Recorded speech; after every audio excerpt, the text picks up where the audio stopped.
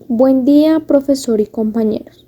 El día de hoy les estaremos contando sobre algunas definiciones y principios sobre la epistemología y la construcción del conocimiento. Este video fue realizado por Yaslin Rincón Ortiz, Jessica Street Layton Ruiz, Valentina Clavijo Niño, Laura Isabela Molina Romero, Luz América Carranza Saavedra, Ángela María Páez Barón. Características de la ciencia, la investigación, del método y del conocimiento científico según Mario Burger.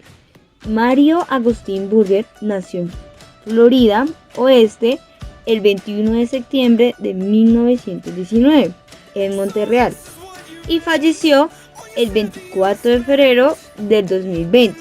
Fue un epistemólogo filosófico, físico y crítico argentino, nacionalizado canadiense. Fue de los científicos hispanohablantes más citados de la historia. Durante su larga trayectoria, Burger se declaró como realista, cientifista, sistematista, materialista, defensor del realismo científico y promotor de la filosofía exacta. Continuando con la ciencia, la investigación del método y del conocimiento científico, vemos 15, que son fáctico, explicativo, analítica, especializada, clara y precisa, comunicable, verificable por la experiencia, metódica, sistemática, general, legal, explicativa, predictiva, abierta y por último tenemos útil. El conocimiento científico es fáctico, desde la parte inicial de los conocimientos observables y cuantificables, observando una cantidad de un grupo determinado de elementos.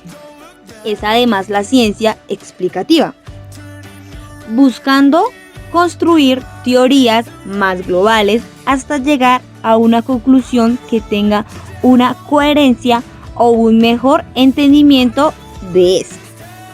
También tenemos analítica, planteada por Descartes, que nos dice que la ciencia es analítica y investigativa, descomponiendo sus problemas en partes simples, abarcándola de forma metódica y científica. Continuando con especializada, construyendo en diferentes disciplinas científicas que abordan de forma analítica su porción de la realidad, llevándonos a que la ciencia es clara y precisa, ayudándonos a desarrollar conceptos teóricos, definiciones que lo hacen de forma explicativa sin dar lugar a Viendo esto, también nos dice que la ciencia es comunicable, sabiendo que todo aquel que tenga un conocimiento científico puede comunicarlo, leerlo y dialogar. Sabiendo esto, entonces llegamos a la séptima, que es verificable por la experiencia. Todos los resultados de las investigaciones científicas expresados claramente pueden ser producidos en un laboratorio. Entonces también la ciencia es metódica, que se basa en realizar, construir y abordar un método científico que dé un resultado. También es sistemática, se basa en relacionarse con su conocimiento y relacionarse coherentemente entre sí.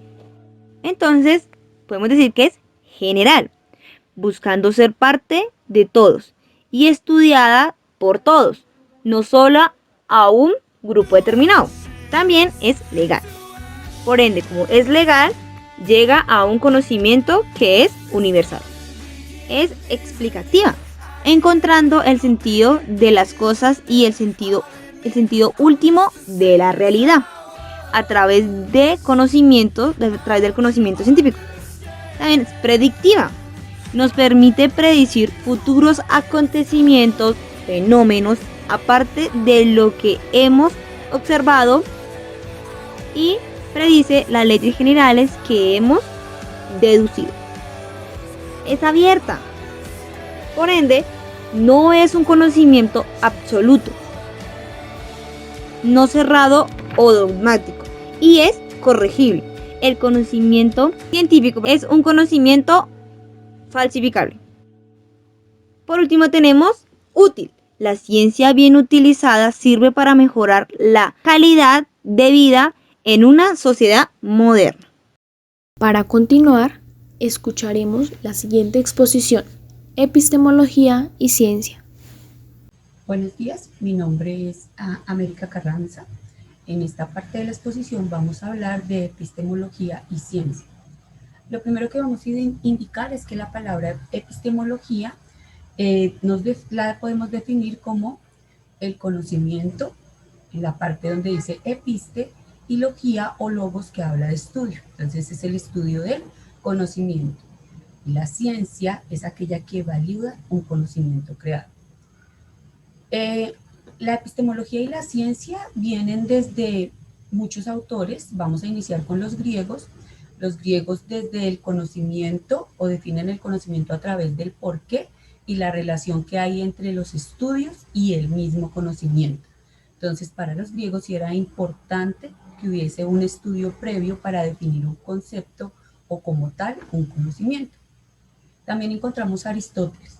Aristóteles tiene 3 formas de definir el conocimiento, o no es que tenga 3 formas de definirla, sino encuentra 3 formas de adquirirlo. El primero es la percepción, que tiene que ver con esa primera sensación, por eso lo relacionamos con la palabra sentidos, o con lo que nos indiquen los sentidos, que nos lleva a una percepción o una idea. Habla también de la experiencia, que lo relacionamos con las vivencias, aprender a partir del día a día y de lo que vemos, y desde allí adquirir un conocimiento. Y el tercero lo define como la sustancia. Entonces, cuando hay una sustancia probable y comprobable, entonces él habla de principios y causas para poder entrar en cómo adquirir conocimiento según Aristóteles. También encontramos a Descartes. Descartes nos habla del conocimiento a través de su libro El discurso del método. Es una obra en la que él produce un conocimiento válido con reglas específicas. Así lo define pues de forma global en su libro, y desde el libro se desprende algo que reconocemos hoy como método científico.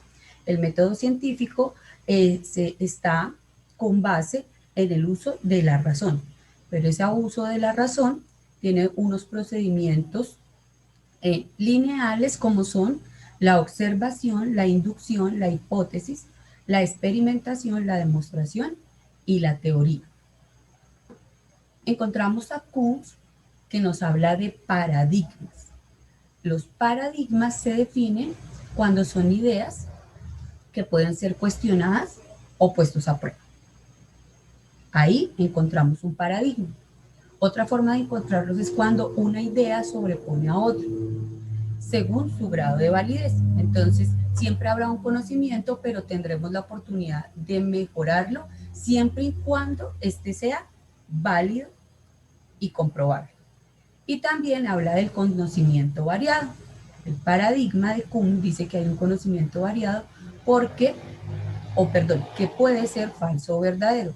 Independientemente a que sea falso o verdadero, sigue siendo un conocimiento. Por eso hablamos de un paradigma.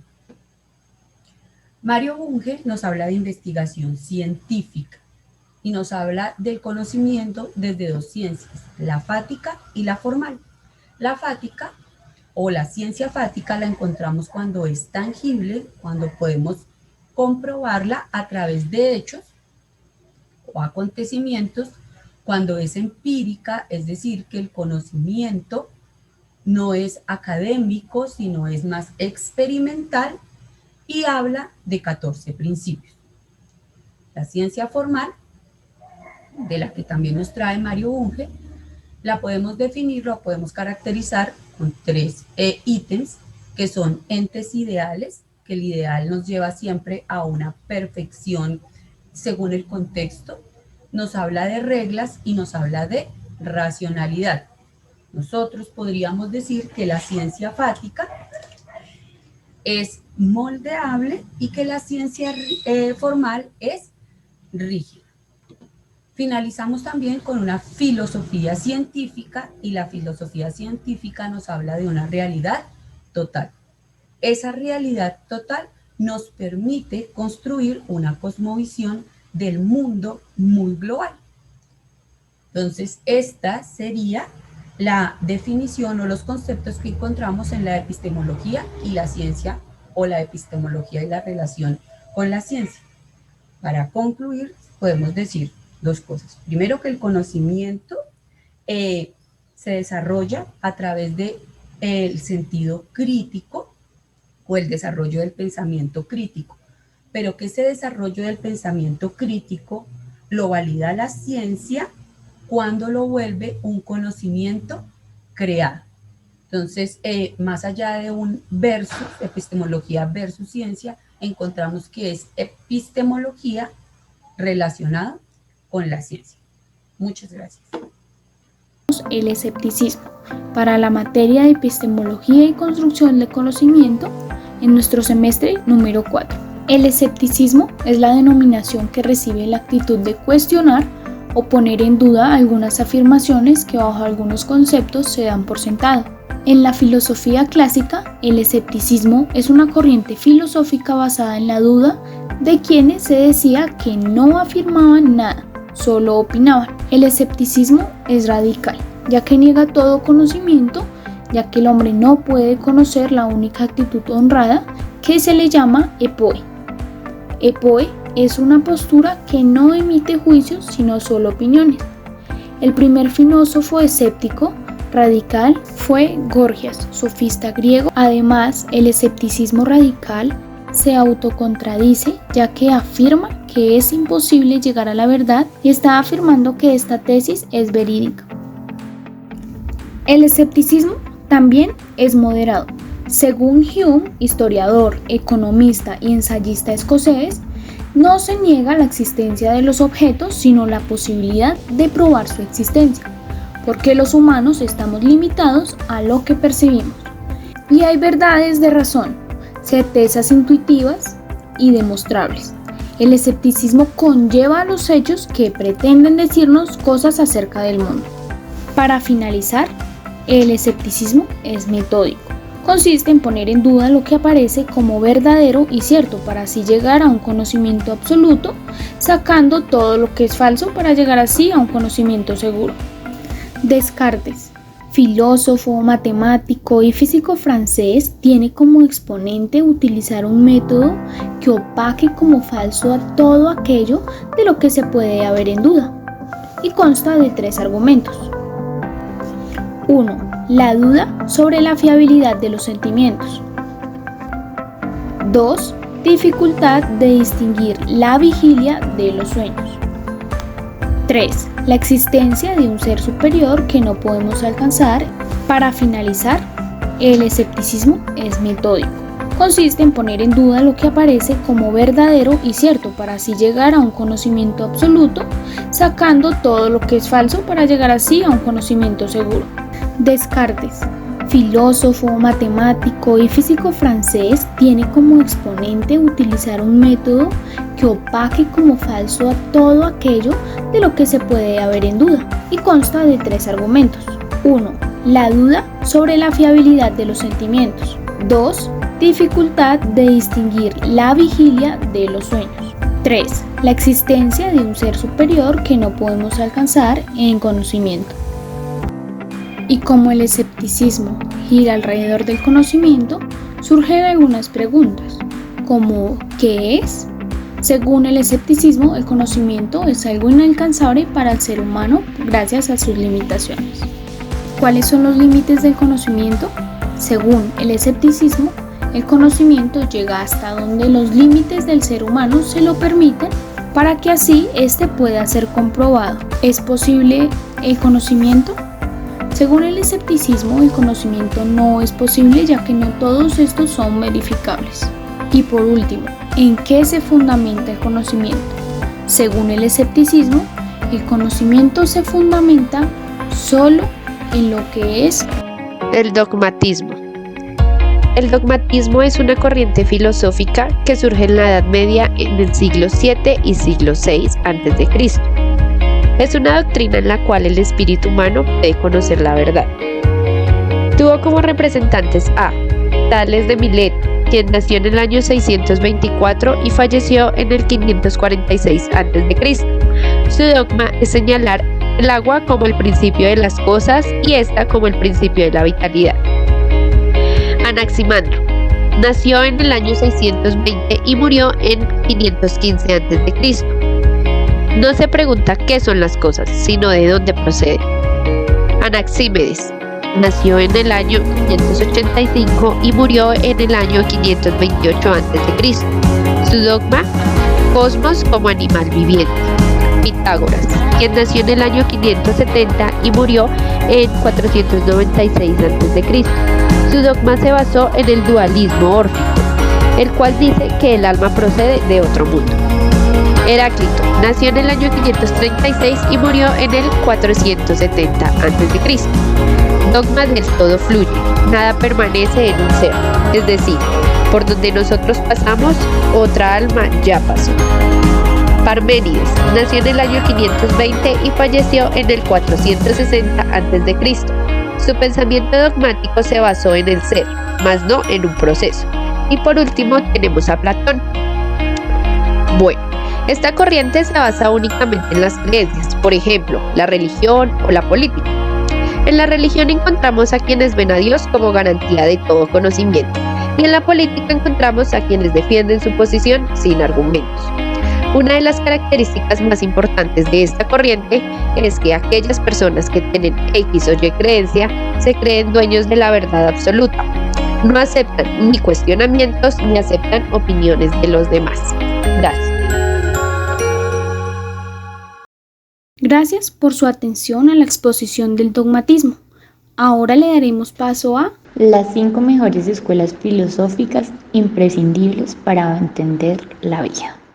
Y bien, la filosofía es la ciencia que ayuda a entender la vida y la manera de cómo desenvolvernos en esta. Cuenta con diferentes corrientes filosóficas que ayudan a aportar para basarse en estas mismas. Existen diferentes corrientes y cada una es autónoma y maneja cada uno de los pensadores. Tiene tipo específico de enseñanza. Y muchas escuelas filosóficas tienen diferentes maneras de pensar y percibir el mundo que nos encontramos. Entre algunas de las escuelas encontramos el fatalismo, el nihilismo, el existencialismo, el estoicismo y el hedonismo. El fatalismo, el cual genera un estímulo de rechazo, es la figura literaria que invita a estimular la negatividad de la existencia, en donde existen obras muy importantes como El arte de ser feliz y La guía de la ciencia. En el nihilismo, en donde el ni, según el latín, significa nada, nada como una hoja vacía o como el comienzo del cosmos. El existencialismo es la escuela filosófica más persistente. Se extiende aún hasta el tiempo del banquete de Platón, llegando a las discusiones contemporáneas. Normalmente se asocia el existencialismo con pensadores franceses, los cuales se encontraban en la posguerra, pero son de raíces más vastas y resistencia. El estoicismo es la doctrina filosófica la cual practicaba el dominio de las pasiones que perturbaban la vida, valiéndose de la virtud y la razón. Su objetivo es alcanzar la felicidad y la sabiduría por medio de las comodidades, los bienes materiales y la fortuna. Fue muy popular en los días del Imperio Romano y actualmente también lo es. Uno de sus grandes filósofos es Marco Aurelio, donde se encuentran obras muy importantes y están clasificadas como una de las mejores de la historia. Este nos invita a una vida de virtud y sobriedad. Finalmente, el hedonismo, el cual tiene como prioridad el placer, es una forma de vivir y meditar. Pues bien, el placer no siempre ha salido bien visto en la sociedad. Es una de las escuelas más viejas frente a la filosofía. Es llamativa ante un pensador moderno y nos invita a meditar frente a nosotros y los demás.